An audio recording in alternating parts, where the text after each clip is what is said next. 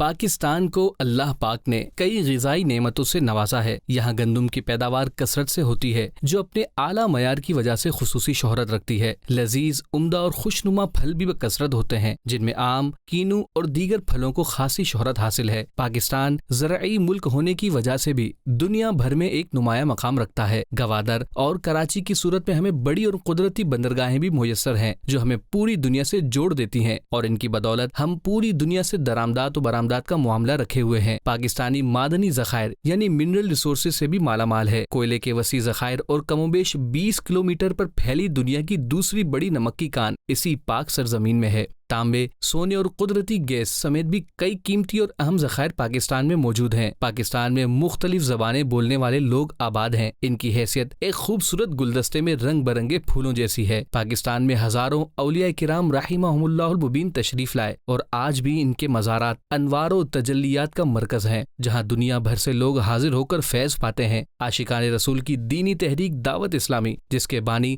حضرت علامہ مولانا محمد الیاس عطار قادری دامت برکاتہم العالیہ ہیں، جس کا آغاز اسی وطن پاکستان سے ہوا۔ اللہ کریم ہمیں بھی پاک وطن کی ترقی و خوشحالی میں اپنا کردار ادا کرنے کی توفیق عطا فرمائے، آمین، بجاہ النبی الامین صلی اللہ علیہ وآلہ وصحبہ وسلم۔